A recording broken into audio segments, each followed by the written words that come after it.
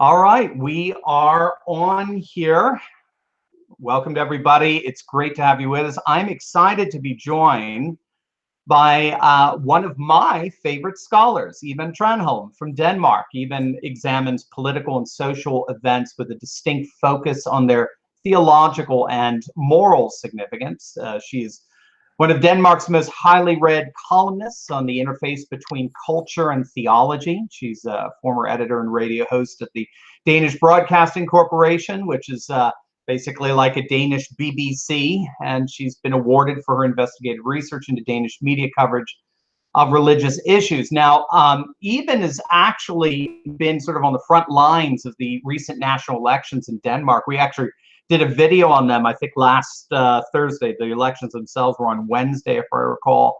And she's going to give us her perspective on the current state of the culture, its political, economic, and religious, spiritual culture of Denmark, and perhaps even wider in the Scandinavian world and stretch out into Europe as a whole. Oh, we'll look at the whole world. That's what Iben and I do, right? So Iben, thanks so much for being with us. Thanks for having me. It's great. You've been busy since we were together in Verona, Italy, back at the end of March for the World Congress of Families. Yes, we have been, doing this campaign in Denmark, and it has been a very long campaign because the Prime Minister, he hesitated to start the campaign, but he needed to, but we needed to have the election before mid-June. So finally, he said, okay, election will be on June 5th, and it was like almost 4 weeks, more than 3 weeks. So that's a very long campaign. Wow. So people were very tired in the end because, it's hard to do campaign and it's hard to follow it. And there was a lot of discussion, of course, but I think the main point or the main theme happened to be climate. And I think that was one of the reasons why the leftist won the election, but I can talk about that later, or I can elaborate on that later.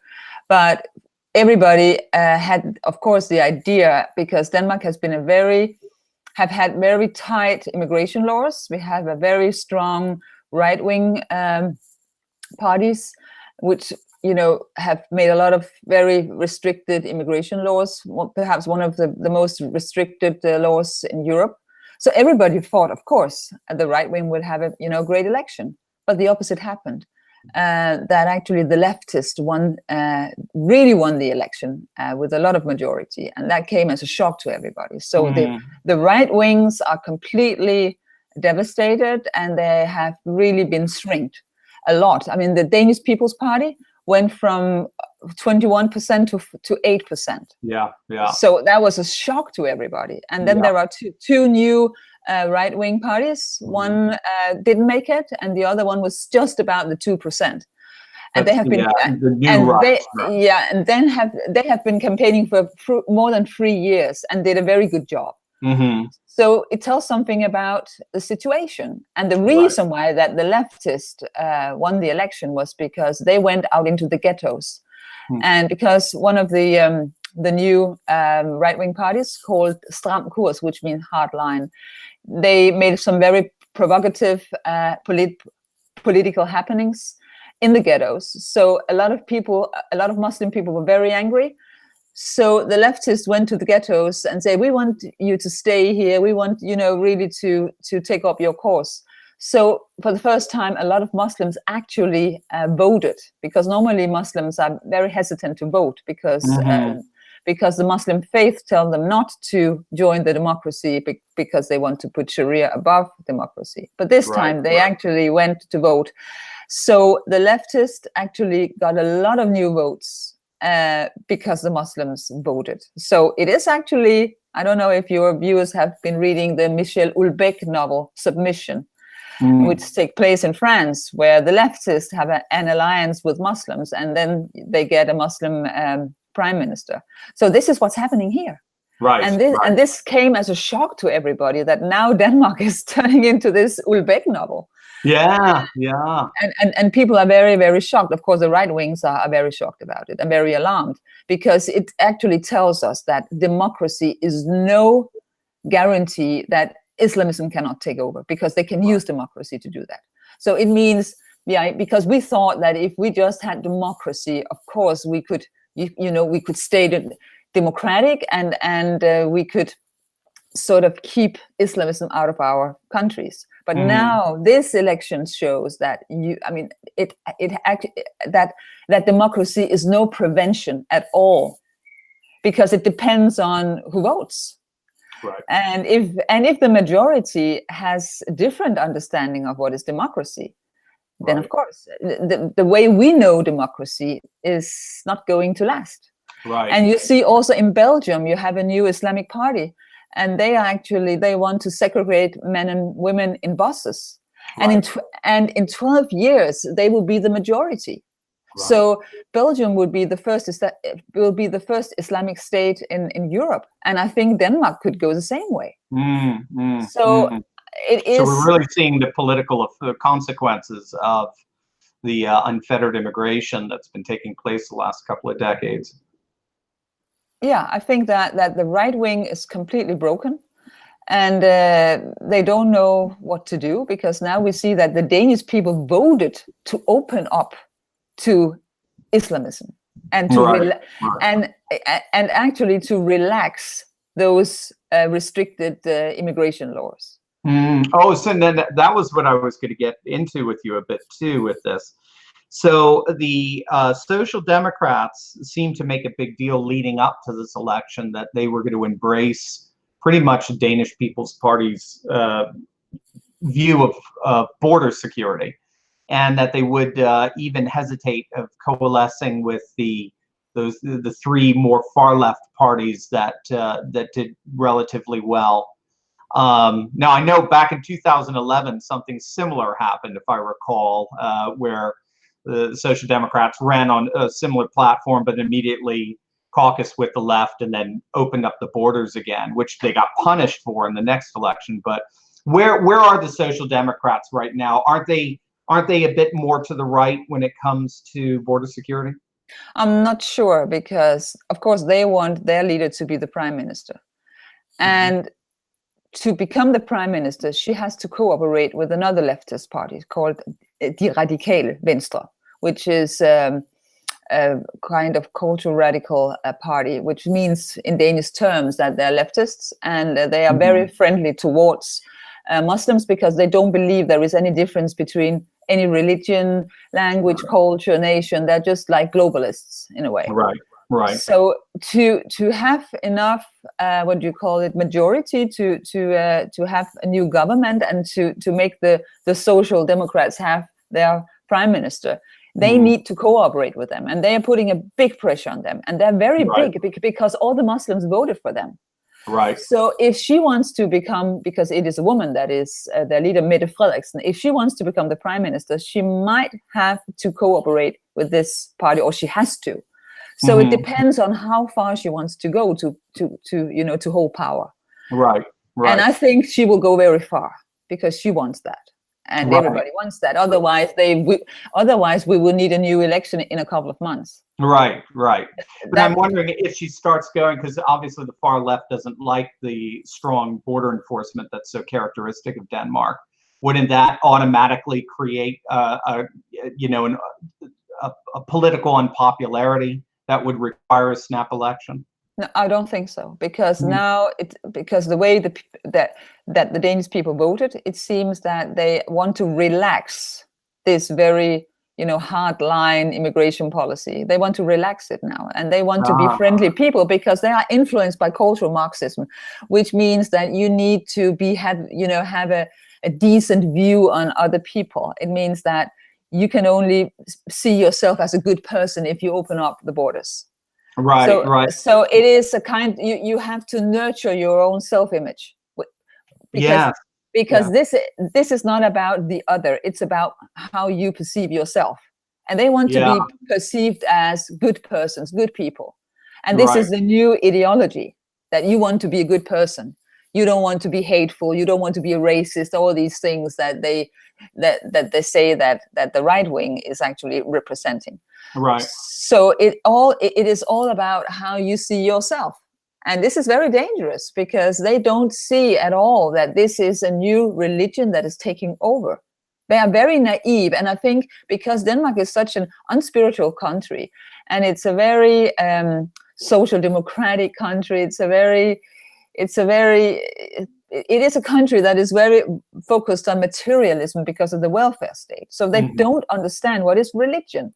So they think that, okay, these people, they will be like us. It's just another kind of Christianity. So in the end, they will be secular like us. And they don't see the danger that Islam is a completely different religion, and they want to take over, and they're using democracy now to take over. And they have understood that they can make this alliance with the leftists, like in the Ulbeck novel.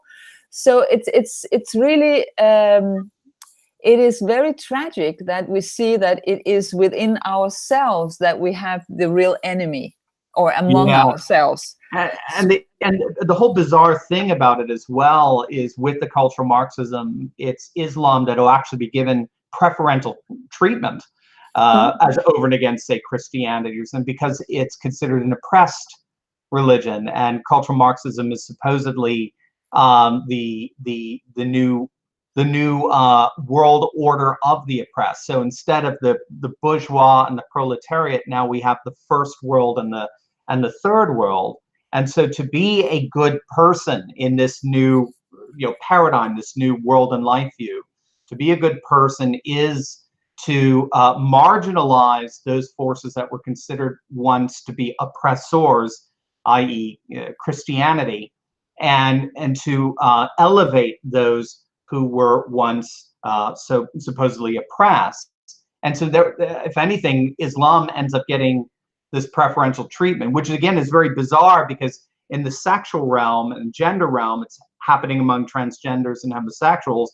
And of course, you're not going to get two more polar opposite worlds than Islam and transgenderism. But that's sort of the insanity of cultural Marxism. So you're arguing that right now, as where we are right now in 2019, that cultural Marxism has really made its way into the soul of most Danes. Yeah, exactly. So I'm just wondering whether the country is lost, because I am not really sure that the right wings can recover unless we see a spiritual reawakening. Right, that seems to be key. And I'm not sure about that, because you see that in other countries, like in Italy with this Salvini movement, that Catholics are taking back their Catholic faith, their Catholic culture, and this is what he's trying to encourage people to do. Right. And he's very popular. And I had the same idea that maybe with doing this campaign, that I could speak to the Danes about that. But whenever I went to some meetings and I tried to talk about that, people just look at me like, what is she talking about? Yeah. But I actually wrote it, and a lot of people wrote back to me that they could see that I was right. But because there are so few, it's very hard to create a movement. So there might be, there might be single individuals or very small groups that really do understand that this is the problem. Because I think one of the reasons why that the right wings are losing now in Scandinavia is also because they have nothing to offer people except from materialism or the idea of the welfare state. They have no belief, so to say, in anything higher. Where I could see that the leftists, they have climate changes as the big religion, because they could really, talk to people about, now we have to save the earth. It's not anymore God who has to save man, but man can save the earth. And it's very powerful, because it actually, talks to people's religious instincts. So it is very powerful. And you see all the young people here, all the schools, whenever I went to a school to talk to people about politics, all the young people want to talk climate changes. So you can really, unite people in this fight for the earth and for human mankind. Right. But I also see that it can be used to control people, because you can tell people, do not eat meat, do not fly, all these things. And people don't even start to ask any critical questions. They would just say, okay, if it is for the climate, I'll do it. And you can really control the masses with this climate changes politics. Yeah, so, and it's so interesting you bring that up too, because obviously the Greens did well in in the European elections, not as well as the Nationalist Populists, but they did do some surging there. And what you're talking about in terms of the right not having a spiritual vision, and the two could kind of come together, because I've heard it put this way. I forget who said it. Pharaoh's problem was not SUVs. Pharaoh's world was collapsing not because of his carbon emissions. Pharaoh's world was collapsing because of his moral failures. There's a moral connection between our environment around us and our internal state as well. The thorns and thistles, the biblical motif of thorns and thistles replacing paradise, for example, that Christ takes on himself on the cross and the crown of thorns. These signs of cursing are very ecological and very environmental, and then the sacraments of the church are extremely ecological, environmental in the redemption of the cosmos. But so there's an interesting sort of pseudo Christian motif going on, this kind of parody, this almost vampire-like parody of the truth in this Green Party movement. I wanted to actually talk to you a little bit about the future of the right and its spiritual emphasis, because I think your campaigns may be a precursor to it. We'll see. I'm also thinking of the influence that Thierry Baudet has had in the Netherlands, that's over and against Geert Wilders and the Dutch Freedom Party. He didn't really touch spiritual issues at all. I mean, he was focused very much on closing the Netherlands to Islam. But Thierry Baudet seems to, he takes that position, but then he seems to wrap it into a much more sort of post-liberal conception of life. And one of the things scholars have been noticing is that, generally speaking, so I think in the last study I read, it was about 75% of the parties in Europe over the last 30 years, and we're talking left and right, and mainstream parties, have been moving right. They've been moving toward the nationalist populist right. But it's not like the nationalist populist right has stayed stagnant so that they're all meeting together. The nationalist populist right is also continuing to move right, but in this case, in adopting very pro-life, pro-family, pro-traditional, pro-Christian policies, very much like you and I saw in Verona with Giorgia Meloni of the Fertility Italia, the Brothers of Italy, as well as Matteo Salvini and the League. Forza Italia didn't really have much going in that direction, this kind of pro-life sort of thing.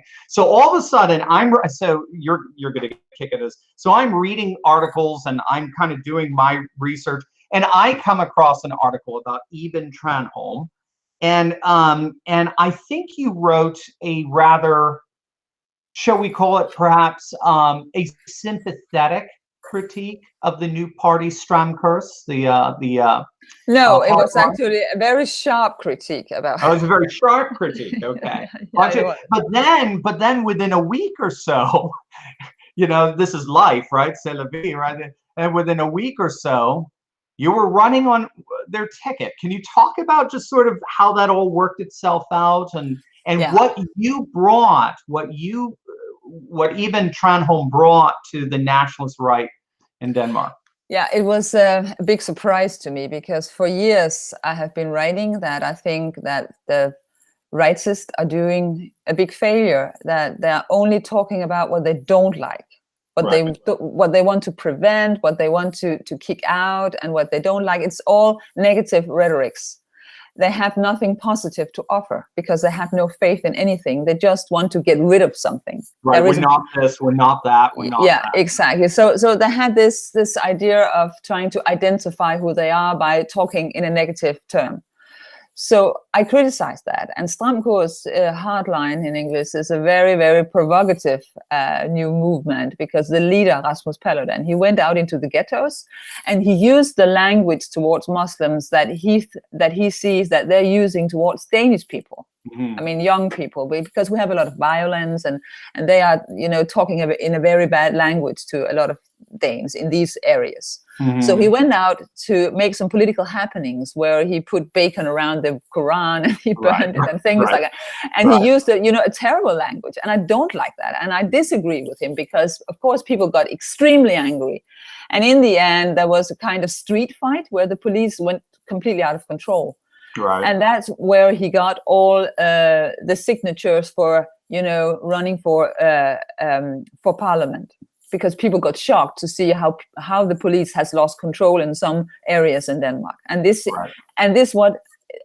is exactly what he's trying to show people, is that the police has lost control and the politicians, they don't do anything about it. So this is what he wants to push. But nevertheless, he was being called a lot of very bad names himself from Danes, because he was called a racist, a Nazi, and things like that. So I criticized him and I said, well, maybe he can point out the demon, but he can't drive it out because he doesn't have the Christian faith. So he's still in this negative talk. So I was very critical towards him because I just wrote that he's simply doing the same mistakes as all the other right-wing parties in Denmark. So, 1 hour after it was published, he called me on the phone and said, why do you say this? I think I'm a very good cultural Christian and I have something to offer. I said, no, you don't. I said, because you're doing the wrong thing. I think you have to make people believe in something. You cannot just criticize, and you cannot just stir up all this controversy and, make Muslims angry. You need to offer something.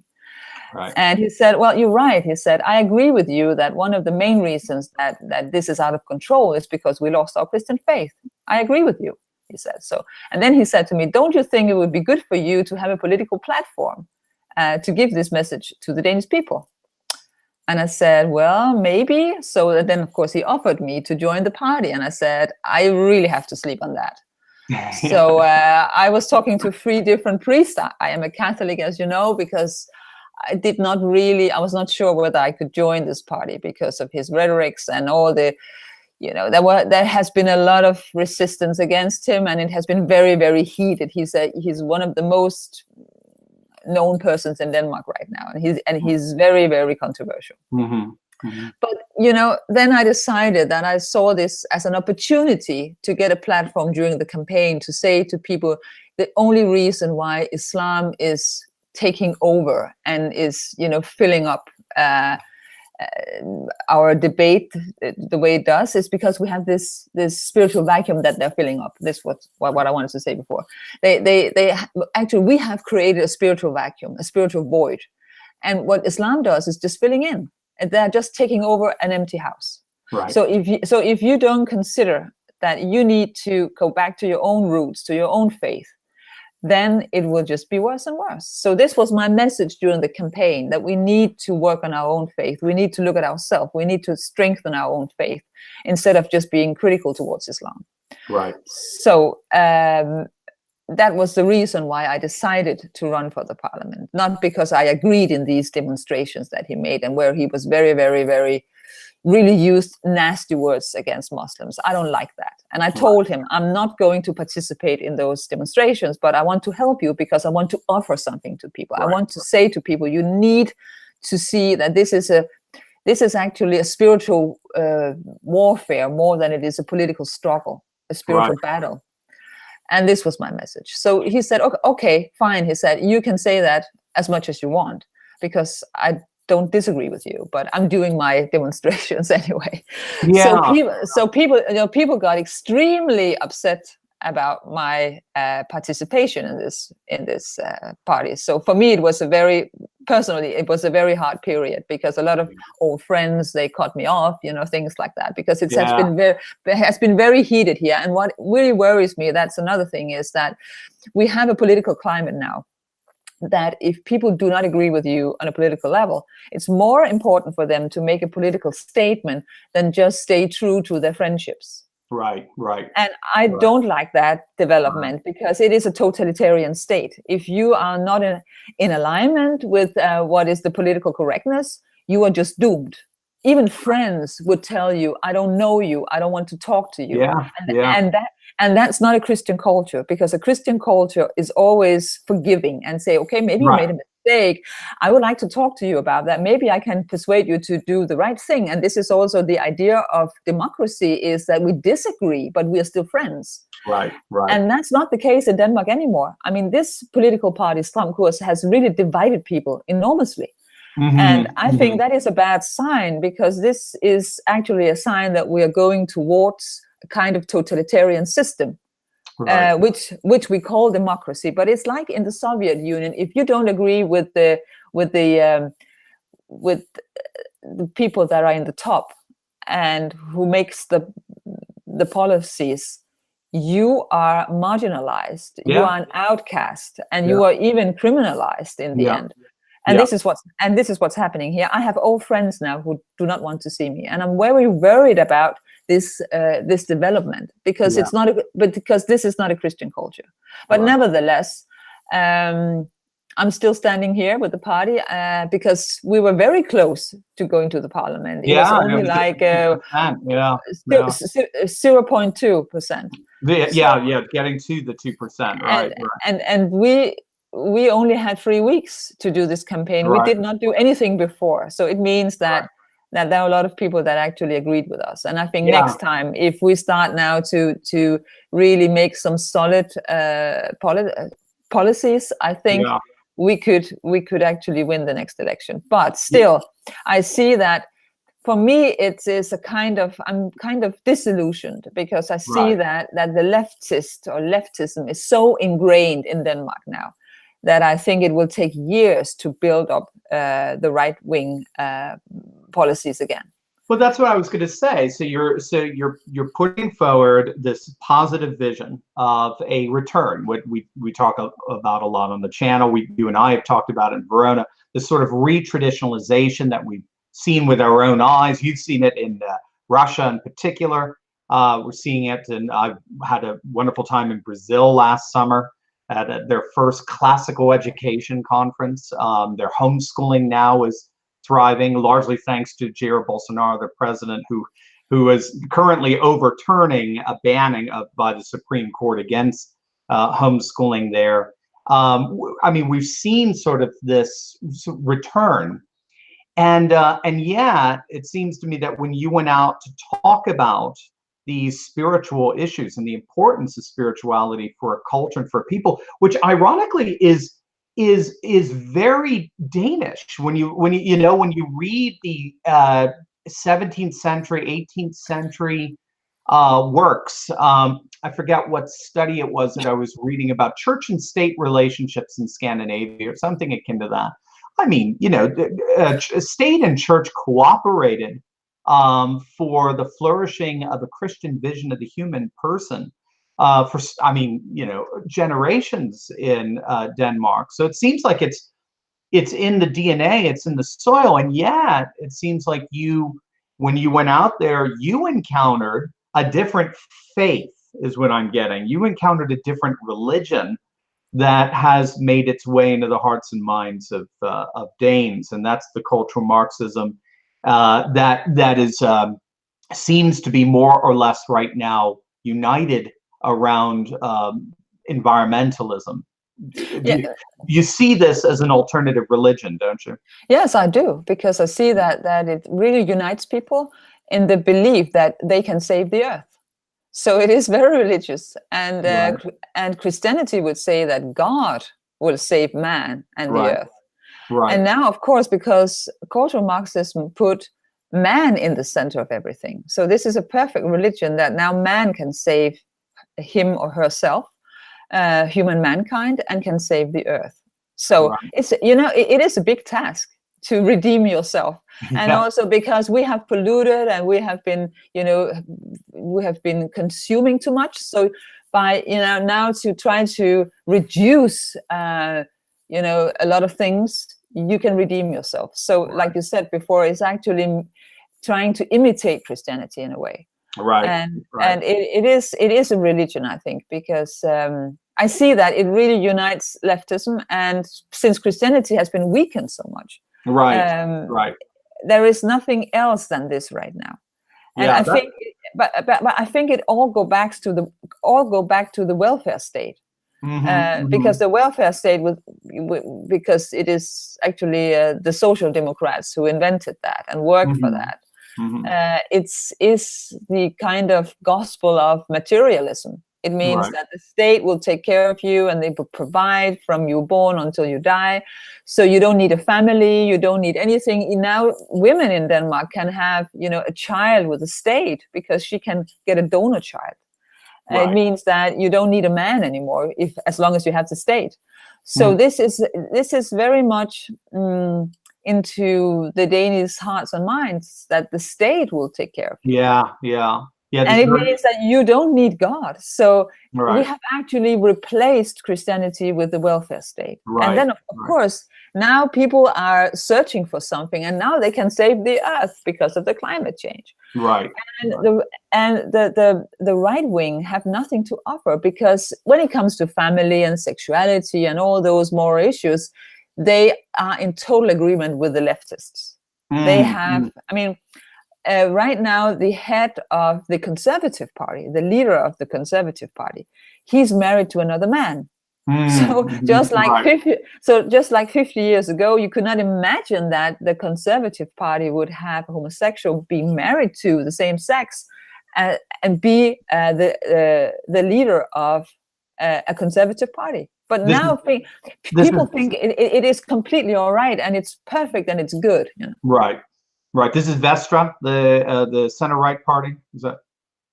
It's called the Conservative Party, which is actually a rightist party, but they are leaning towards, the center. Right. But back in time, they would be very conservative and have all the old virtues. And now they are just like the leftists. That's what I'm trying to say. There is no difference between left and right when it comes to moral issues. When it comes to family and sexuality, they're totally the same. So the right wings are losing because they have no substitute religion, and they don't want to go back to Christianity. This is the problem. Yeah, that, and it is. Because like you're saying, the only other right-wing religion that would fit in right wing in quotes would be Islam. And it's funny, because it seems to me that secularism is predicated on two fundamental commitments. And one is the notion that we know only through scientific rationalism on the one hand. So we've reduced all knowledge to scientific reasoning. And then anything that cannot be proved or so forth from scientific rationality, you have total individual freedom to choose for yourself. So they see themselves as rationalists on the one hand and liberals on the other. So one of the reasons why you and I would be vilified when we say we are not secularists is because in the secular mind that sees itself as rational and liberal, and then you and I say, well, we're not rational and liberal, immediately that mind says, well, then you must be irrational and repressive. That's the translation, I think, that's behind a lot of the vitriol that we get. And when you put interestingly irrationality and repression together, it's called phobia, right? So we're all kinds of phobes, we're xenophobes and transphobes and yada yada yada. But the irony in all of this is that it's only secularism that actually embraces, as part of its belief system, irrationality. Because if secularism argues for its fundamental tenets that it's going to understand reality from the vantage point of scientific rationality, and then anything outside of that you have the right to decide for yourself, they admit that they have a worldview that's made up of both rationality and extra rationality, or as we would say, irrationality.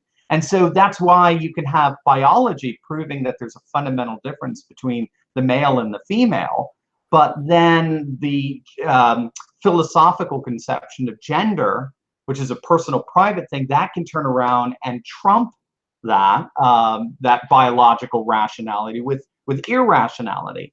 And it seems to me that that's going to destroy secularization. If it has embraced irrationality as an intrinsic part of its belief system, then its time is up. It's just a matter of time for it to work itself out. The question then, and you and I talked about this in Verona, the question then is what replaces it. But that will be, but that will be Islam, because Islam is actually have all the old conservative virtues, the family, no sex before marriage. You know, you have 4, 5, 6 kids, and you have certain, you know, morals that you live by, because the Quran tells you what is right and wrong, and give you the meaning of life, because there is an afterlife. So you have to take care of this life to go into the next. And Muslims are very focused on that. Where would they spend the afterlife?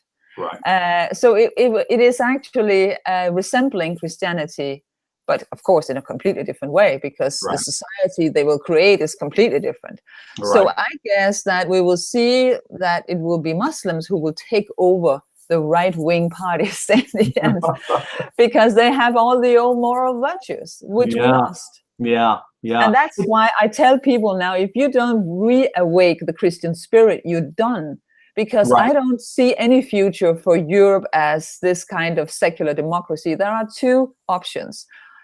If you don't reawaken the Christian faith, Europe will become Islamic. There is no third option, in my view. There is no third option. And it will only take a couple of decades. Right. Then you will see the changes. And I think we will have a civil war, because there will be people who try to resist, and that will be with weapon. Mm-hmm. And I see it already, because I know a lot of right wings who are not extremists at all.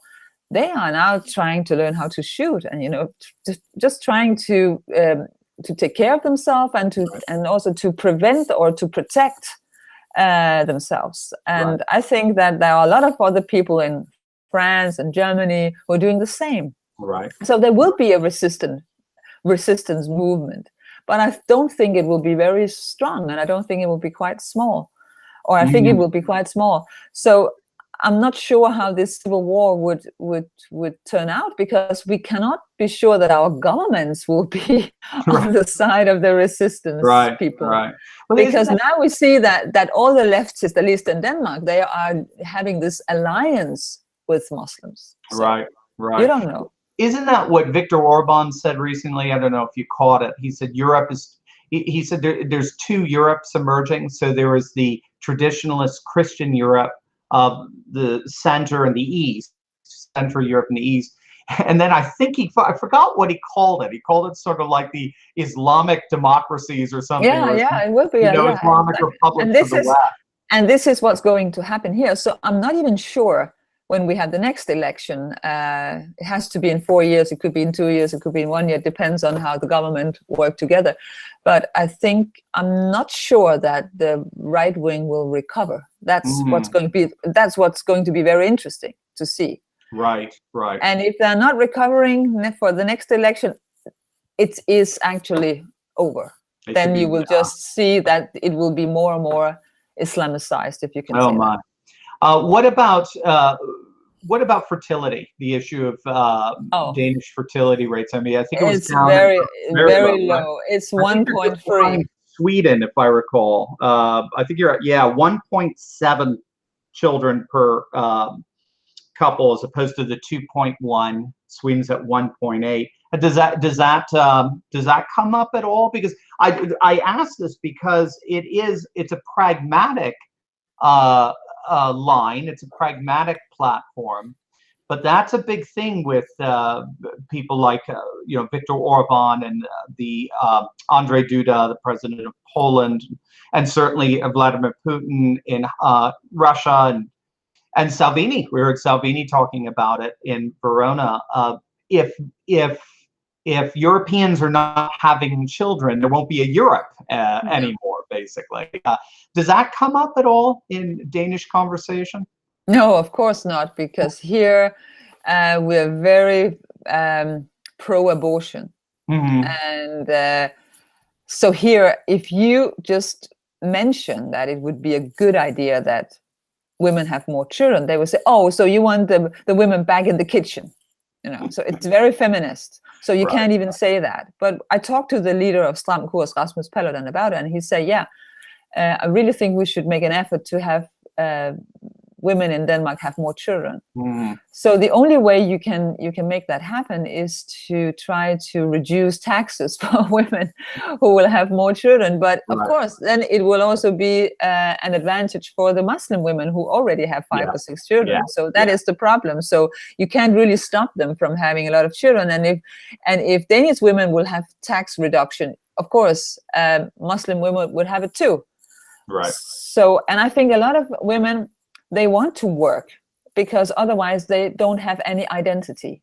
So it is part of our whole understanding of, what is a woman and the whole culture around her, which is very feminist. So if she's at home with children, she's just a nobody. So nobody wants to be a nobody. So it is within the culture. And I would really like to change that, because I see a lot of women are actually suffering because they work too hard and they really would like to spend more time with their children, but they can't afford it also because the tax levels are so high.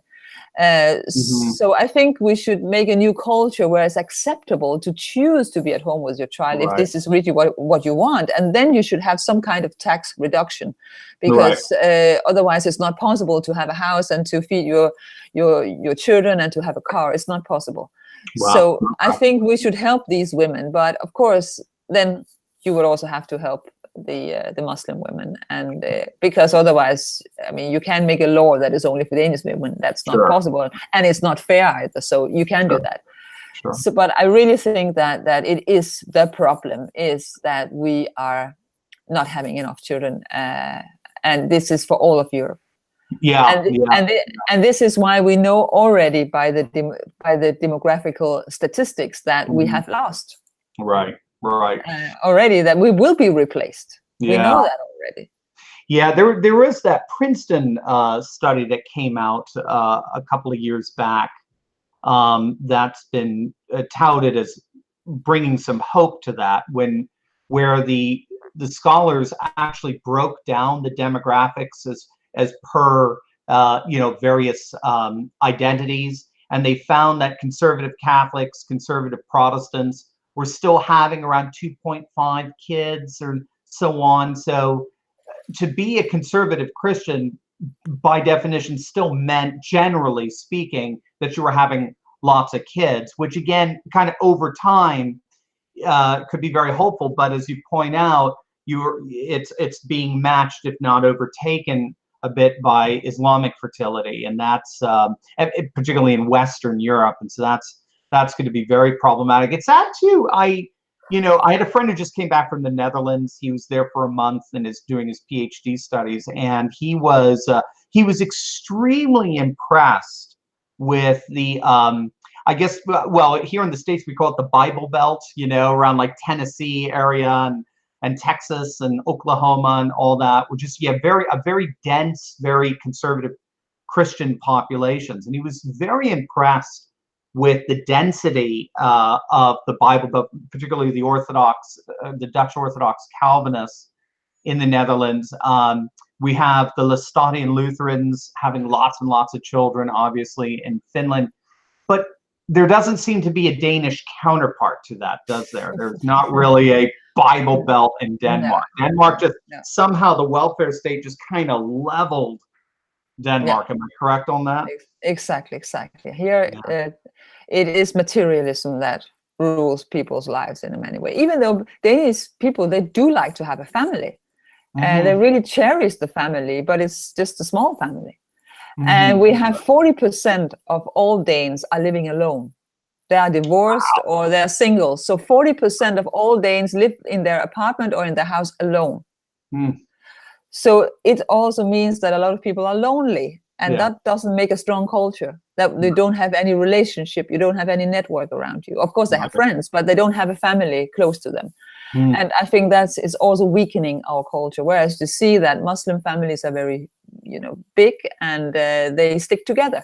Right. So this is all about values, and it's about, morality. And we have lost that. And that's why we're losing this. It's simply because of values. And that's why I don't believe that if the right-wing parties go on just wants to send people home and to close the borders, it's not enough. It's not about that. So the only chance we have to keep Europe Christian is to convert the Muslims into Christianity. This is the only chance we have now, is to make them change their mind about who is God. This is the only way we can survive. And I see that in the Middle East, there is an explosion of Muslims who are turning towards Christianity in Iran and Syria. So we need to hope that we can do the same thing here. But since the leftists are not at all in favor of any Christian faith or any Christian morality or any Christian church, the Christians really need to fight and need to stand up.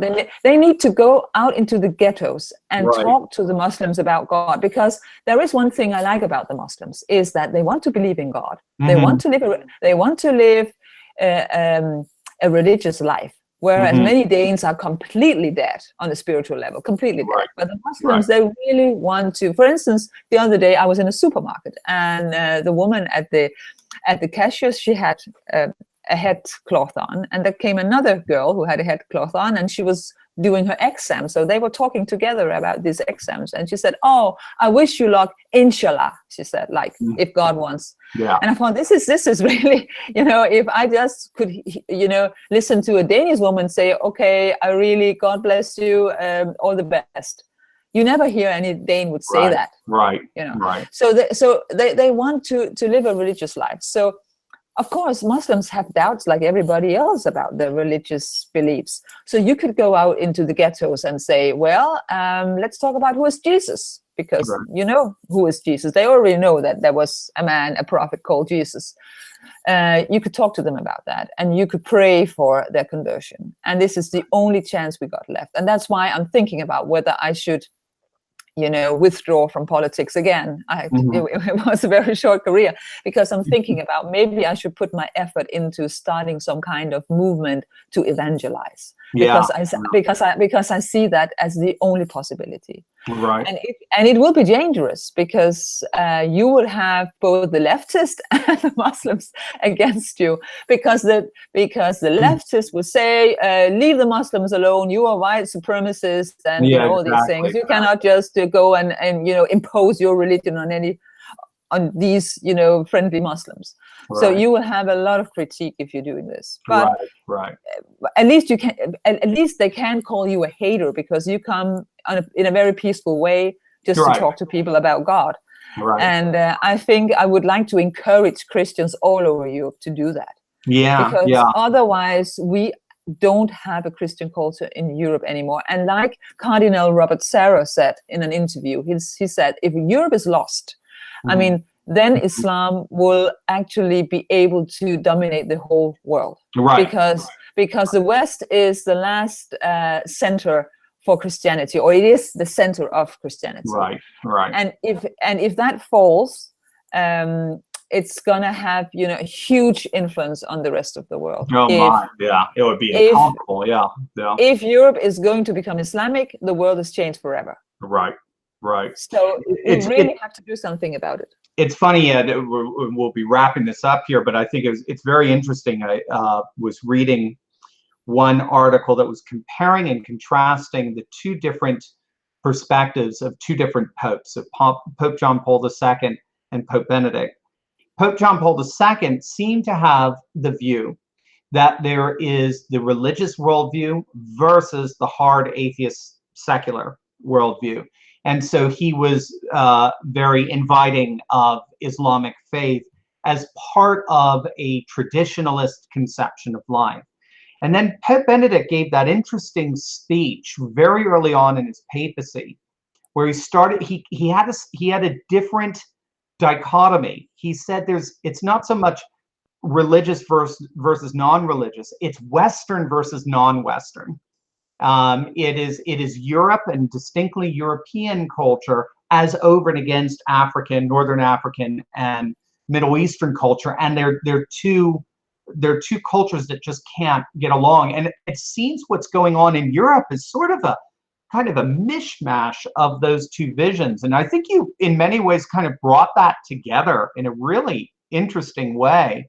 Yes, we have to come to the conclusion, we have to come to the realization that culture matters. And particularly cultures of 1,000-year plus, which is what's represented in Europe and the Middle East and Northern Africa. Those just don't disappear. They don't bend the knee to globalism overnight. Those cultures are not necessarily compatible. And yet, even in the midst of that cultural incompatibility, there's still an interesting spiritual element of commonality between, say, a European Christian and a Middle Eastern Muslim, in terms of what I guess C.S. Lewis would call it in his Abolition of Man, a commitment to the Tao. Some call it cosmic piety. This notion the world is filled with divine meaning and purpose, and we are obligated as human beings to be truly human, to conform our lives into a harmonious relationship with that divine meaning and purpose. And then here's the distinctively Christian vision of that, with the cross and resurrection at the center, and here's the particular Muslim vision of that. And you kind of have that. I know Russia's trying to work that out in a distinctively Russian Christianity and a distinctively Russian Islam. How do those two come together? That Europe, of course, Western Europe just can't do, because it doesn't have the whole Orthodox revitalization that's going on in Russia, which of course you had a front seat to, which we'll have to do a whole nother video on that. I know you've talked about with others, but when listening to you, I'm finding that those two visions between John Paul II and Benedict are not that far off in many respects. There can be cultural incompatibility, while at the same time a kind of spiritual compatibility that then allows for these kind of conversations. I'm not sure about the spiritual thing, because if you look at what Islam is made of, it is actually made on a denial that Christ is the Son of God. And Sure, I think, it comes down to something very simple. If Jesus is the Son of God, Muhammad is not the last prophet. Right. He was a false prophet. And if Muhammad was the prophet that God sent after Christ, Christ was not the Son of God. Right. So it is, actually a question of truth here. Right. And, both things cannot be true. So you need to make a clear choice. And like it says in the first letter of John, it says, whoever denies that Christ is the Son of God is the Antichrist. Right.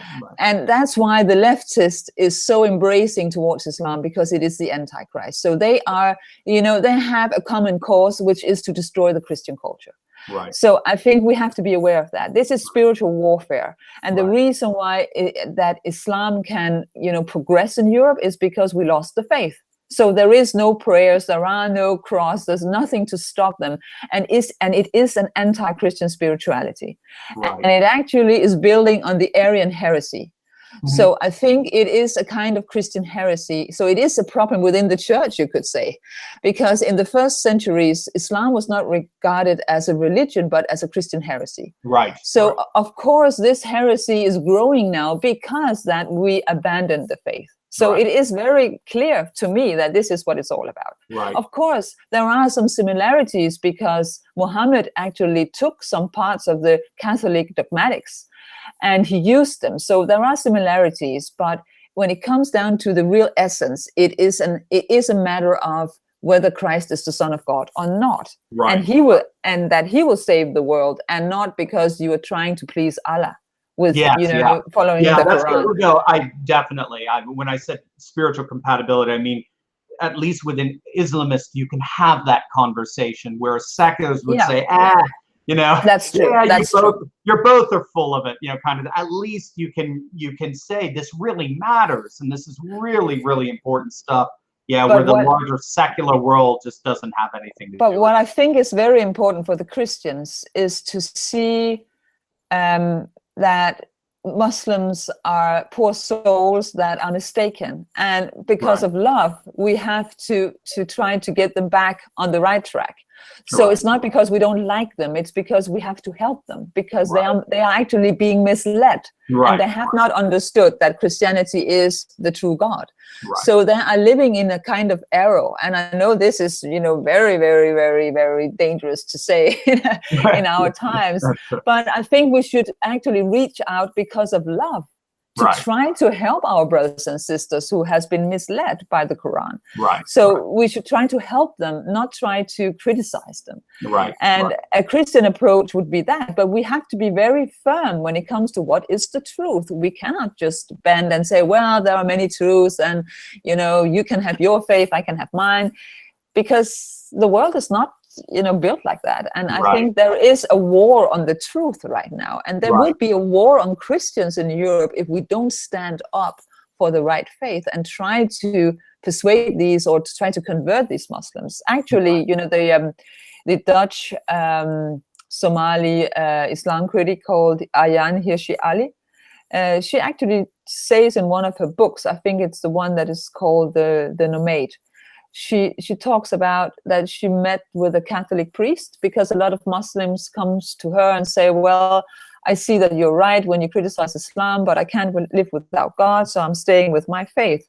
So she actually is encouraging European people to open up the churches and to tell Muslims about Christ and the Christian faith, and to give some competition, as you say, because you know, there is no religious competition in Europe. Islam is just really progressing, it's spreading everywhere, and the Christians are just too embarrassed or too shy or too sleepy to stand up and say, well, you're wrong. I mean, we have a better and more loving God than you have, and now listen to what we have to say. So there is no competition, even though we're talking so much about the free market and economics and things like that. We should have more religious competition. So we should really try to compete with Islam, and we don't do that because we are in this stupid idea about dialogue, which is completely nonsense, because it brings nothing. There is no fruit. It's just, you know, completely sterile and just produces and it perpetuates the secular notion that this is all just a matter of personal opinion anyway, and there is no real truth that comes. So so it ends up being a further fortifier of secularization. Even I could chat with you, well, like what we did in Verona. We chatted into the wee hours. It's amazing. I can't tell you how excited I was to see what the things, all the different activities you've been involved in. You're going to have to keep me updated on what goes on here. You're my go-to source in Denmark, and I'm really glad that my audience here got to meet you. Of course, we put up the interview we did in Verona on there, so this is your second time on the channel. And I also noticed that you have your own YouTube channel. It's Thranholm Talks. I'm going to be putting a link down there below. I also noticed you've been growing like leaps and bounds in there. I think when we were in March, you just started it, and it was just a few hundred subs, and now you're over like 2,000 or something. Yeah, but now I have to produce some new videos because I have been a little bit silent because of the campaign. I was very busy. So but now this week I will come back with a video where I'll talk about some of those issues, of those themes that we discussed today. I know you had an interview with Doug Murray. I think all those new subs, they're all from me, not him. He's a chump, right? It's all from me, right? Yeah. Don't tell him I said that. I'll never live that down.